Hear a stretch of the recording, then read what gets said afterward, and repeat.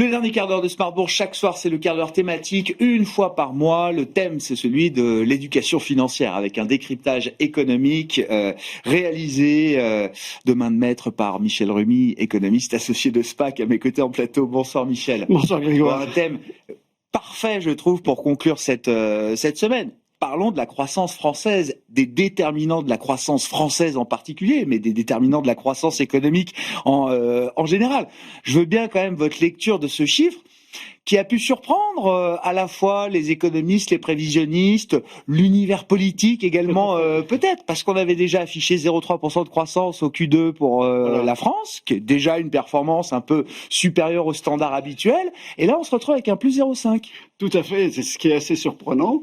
Et ce qu'il faut bien voir, c'est que en 2025, maintenant avec cette performance, on va arriver à plus de 0,7%. La qui est à plus 0,8, moi j'ai vu. Exactement, oui, non mais plus 0,7, voilà. J'ai ralenti. Ouais. Donc ça veut dire que c'est mieux qu'attendu, et donc c'est positif. Et donc là, ça, malgré tout, je dirais, dans le contexte européen, c'est bien, mais peut mieux faire, on va dire ça comme ça. Mais il y a plusieurs facteurs en fait qui peuvent expliquer ces performances. Première des choses, c'est la consommation des ménages, qui est relativement dynamique et qui reste le moteur de l'économie française. Mais ce qu'il faut bien voir, c'est qu'avec un pouvoir d'achat qui est contraint, notamment avec l'inflation, eh bien cette consommation a changé de nature. On va dire la baisse de la consommation alimentaire, mais a été compensée, plus que compensée par la consommation je dirais de la énergétique, tout à fait. Ouais. Et en même temps aussi, bon, il y a toujours le soutien ciblé de l'État.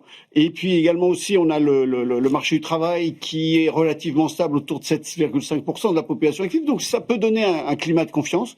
Et par contre, ce qui est surprenant, c'est que les entreprises ont montré une capacité d'adaptation. Ouais. En fait, il y a les exportations de manière globale se sont mieux comportées, les importations se sont repliées, et les investissements des entreprises, on va dire, se sont relativement bien maintenus. Donc, ce qui veut dire que on a une croissance pas spectaculaire, mais elle est significative, soutenue notamment par le rôle de l'État. Oui, on a du mal à dire spectaculaire, mais encore une fois, un trimestre à plus 0,5 pour la France, c'est pas tous les 4 matins. Tout à fait. Michel, je parle sous votre contrôle. Vous dites soutien budgétaire ciblé de l'État, oui. Enfin, ciblé, mais néanmoins à un niveau élevé quand même. Oui, oui, tout à fait. D'accord. Non.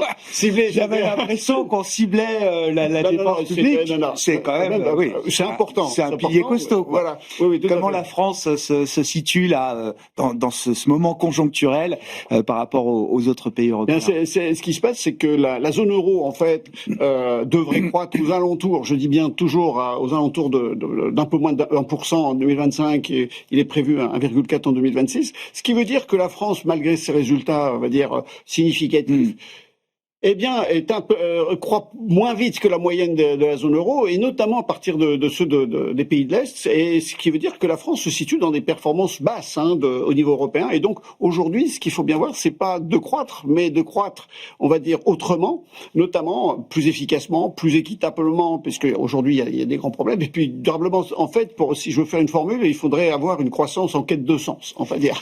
Ce qui ferait que on pourrait faire des choses beaucoup mieux. Un cap, quoi. Voilà, exactement. Oui.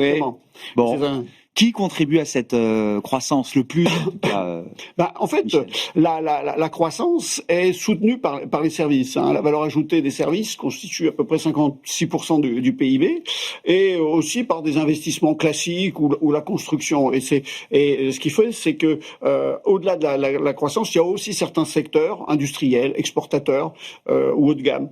Et c'est ça qui fait un peu cette on va dire ce dynamique économique français, mais malgré tout, c'est quand même très restreint, et ça limite en fait les possibilités de croître de façon, on va dire, plus dynamique et plus certaine pour l'avenir. Ouais.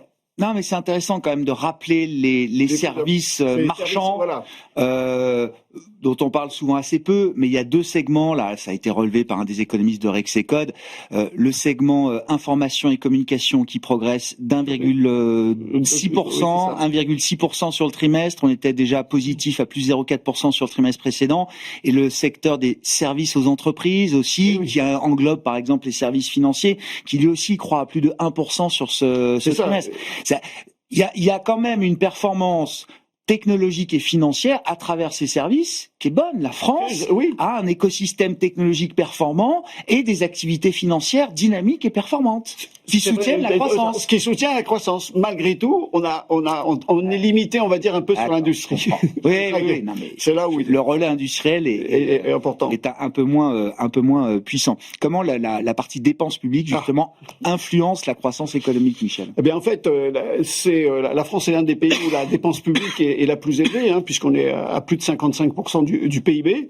Et dans le contexte actuel, eh bien, le moteur privé est hésitant, ce qui veut dire que les entreprises, eh bien, ont des réticences à investir. C'est pour ça que tout à l'heure, quand je disais que les investissements sont repartis et se sont redressés, c'était assez exceptionnel. Et donc, en fait, la dépense publique, en fait, va jouer un rôle de stabilisateur automatique à travers les transferts sociaux, comme les allocations, les retraites, qui maintiennent, on va dire, un niveau de demande. Également, les investissements publics dans les infrastructures, qui vont créer de la valeur ajoutée et en même temps des emplois, et puis aussi des plans de soutien ciblés, comme je disais, qui évitent les faillites en chaîne, comme on l'a vu après la crise énergétique. Mais malgré tout, toute cette dépense a aussi une limite, c'est qu'elle gonfle le déficit public, et à court terme, certes, ça évite une récession, mais à quel prix?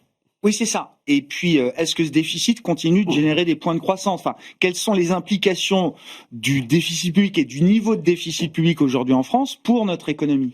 C'est ça qu'il faut bien saisir, c'est que c'est l'autre face du miroir. Aujourd'hui, on estime que le déficit public sera d'environ légèrement supérieur à 5% du PIB, et donc au-delà du seuil européen.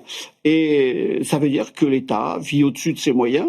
Mais la question du déficit et de la soutenabilité des finances publiques pose, on va dire, deux questions. À court terme, ça pose pas trop de problèmes parce que les taux d'intérêt se sont stabilisés et la France conserve à ce jour la confiance des marchés, mais à moyen terme, cela n'évite pas la question de la réduction des déficits structurels, et donc il va falloir repenser tout le modèle des prélèvements, etc. Et donc aujourd'hui, c'est là la question qui pose, c'est faut-il réduire les dépenses publiques pour entrer, on va dire, dans les clous des finances publiques européennes, ou doit-on soutenir la croissance, quitte à retarder, on va dire, je dirais, le respect de ces finances, des critères. Et donc, en même temps, ça pose la question de l'efficacité de la dépense publique. Ouais, c'est le même, oui, la question centrale. Oui, tout à fait.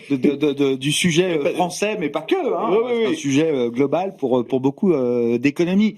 Justement, comment vous, en tant qu'économiste, vous regardez ce débat sur la nécessité de concilier la croissance économique avec ce qu'on appelle la justice sociale aujourd'hui? C'est une question majeure et un enjeu majeur, parce que ce qu'il faut bien voir, c'est que la croissance française profite peu à la classe moyenne et aux classes populaires.